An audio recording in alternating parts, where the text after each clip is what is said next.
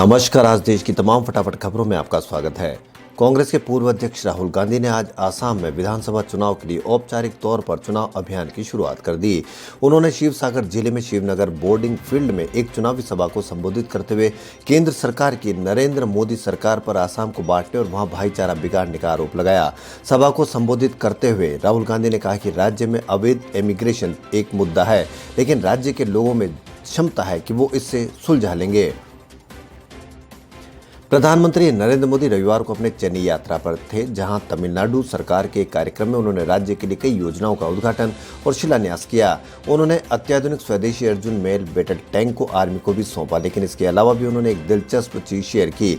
उन्होंने चेन्नई में भारत इंग्लैंड के बीच चल रहे टेस्ट मैच का एरियल व्यू शेयर किया। दरअसल ये मैच चेन्नई के एमए चिदम्बरम स्टेडियम में खेला जा रहा है। स्टेडियम में मैच हो रहा था। इसी दौरान पीएम की फ्लाइट स्टेडियम के करीब से उड़ी। पीएम ने इस दौरान की तस्वीर की खींची और इसे ट्विटर पर शेयर किया। तस्वीर में देखा जा सकता है कि स्टेडियम में मैच चल रहा है और स्टेडियम में दर्शक मौजूद हैं। ओडिशा के संबलपुर जिले में एक चिकित्सक ने गरीबों और वंचितों को उपचार मुहैया कराने के लिए 1 रुपया क्लिनिक खोला है। Veer Surendra Sai institute of medical sciences and research के मेडिसिन विभाग में सहायक प्रोफेसर शंकर रामचंदानी ने बुर्ला कस्बे में क्लिनिक खोला है, जहां मरीजों को उपचार कराने के लिए मात्र 1 रुपया शुल्क देना होगा। 38 साल के रामचंदानी ने कहा कि वह गरीबों और वंचितों के लिए मुफ्त में उपचार मुहैया कराने के लंबे समय से इच्छुक थे और यह क्लिनिक इसी इच्छा को पूरा करने की दिशा में उठाया गया कदम है।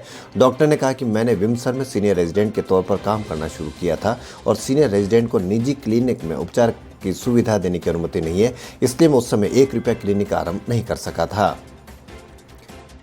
ग्रेटा थनबर्ग टूलकिट मामले में बेंगलुरु से गिरफ्तार की गई क्लाइमेट एक्टिविस्ट दिशा रवि को दिल्ली पुलिस ने रविवार को दिल्ली के पटियाला हाउस कोर्ट में पेश किया गया, जहां पर पुलिस को दिशा की 5 दिनों की रिमांड मिली है।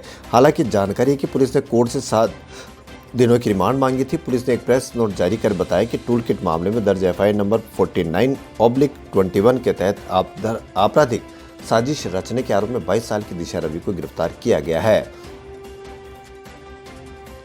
पूरी दुनिया में 14 फरवरी यानी आज वैलेंटाइन डे मनाया जा रहा है। दुनिया भर में अलग अलग तरीकों से लोग इस दिन को मनाते हैं और अपने पार्टनर को स्पेशल फील कराने की कोशिश करते हैं।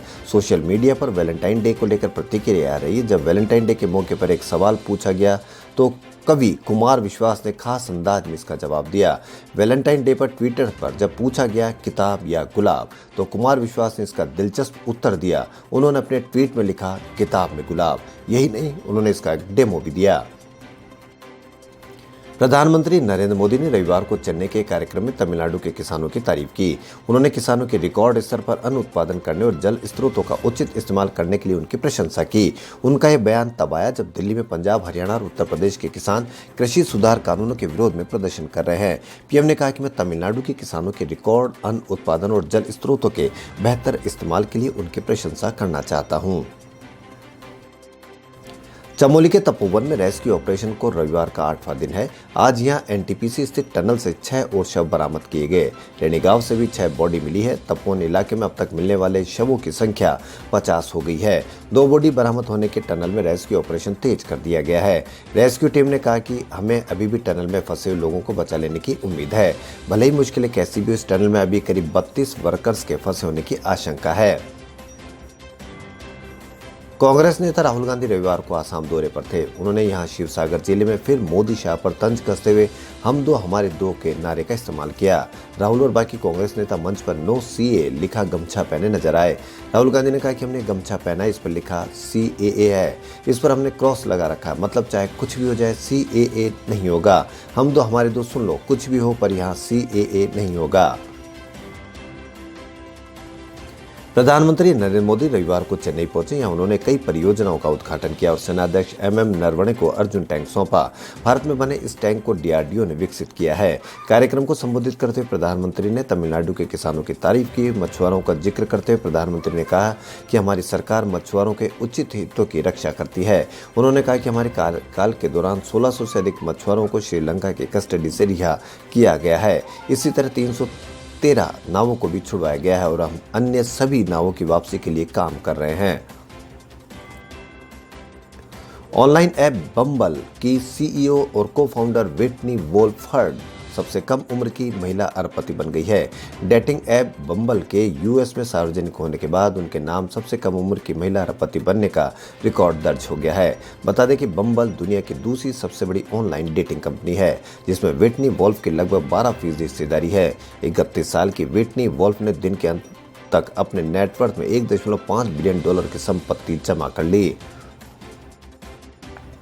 ओडिशा के पूरे जिले में कलाकार ने विश्व रेडियो दिवस के मौके पर 3000 से भी ज्यादा माचिस की तिल्लियां का उपयोग करके 1980 के दशक के रेडियो की प्रतिकृति तैयार की। बता दें कि हर साल 13 फरवरी को विश्व रेडियो दिवस मनाया जाता है। सारस्वत रंजन साहू ने ANI को बताया कि उन्हें 3130 माचिस की तिल्लियों का उपयोग करके इस रेडियो को बनाने में लगभग 4 दिन लग गए।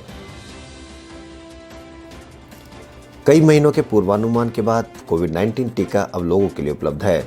बिजनेस टाइकून आनंद महिंद्रा ने वैक्सीन के बारे में जागरूकता फैलाने के लिए एक दिलचस्प और रचनात्मक विज्ञापन शेयर किया है, और जो अब सोशल मीडिया पर लोगों का ध्यान खींच रहा है।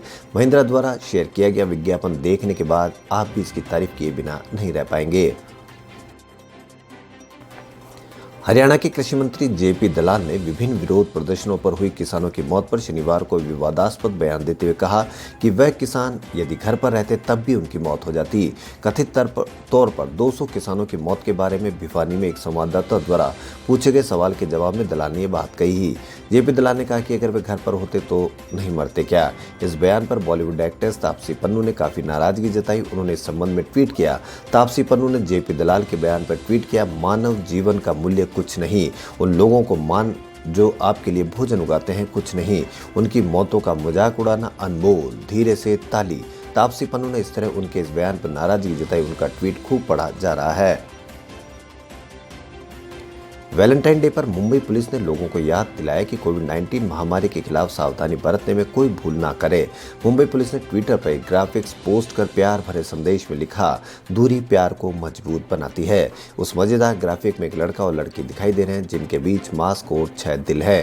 ट्वीट में कहा गया कि हम सभी के लिए इस वैलेंटाइन डे पर प्यार, एक मास्क और 6 फीट की दूरी जरूरी है। रविचंद्रन अश्विन के 5 विकेट की बदौलत भारत ने चेपक के मैदान पर दूसरे टेस्ट मैच में इंग्लैंड की पहली पारी में 134 रनों पर समेट दी। अक्षर पटेल और ईशांत शर्मा ने भी 2-2 विकेट लेकर इंग्लैंड को तगड़े झटके दिए। चेपक में भारत इंग्लैंड टेस्ट मैच के दूसरे दिन का खेल खत्म होने तक भारत ने दूसरी पारी में शुभमान गिल को विकेट खोते हुए 54 रन बना लिए हैं। इससे भारत की लीड 249 रनों तक पहुंच गई। स्टंप उखड़ने के समय रोहित शर्मा 25 और चेतेश्वर पुजारा 7 रन पर खेल रहे थे। इंग्लैंड को यहां अगर 400 रनों का भी टारगेट मिलता है तो चौथी पारी में से हासिल करना बेहद मुश्किल होगा। खबरों में फिलहाल इतना ही। यदि आपको हमारा चैनल पसंद आए तो लाइक, सब्सक्राइब और शेयर अवश्य करें। धन्यवाद।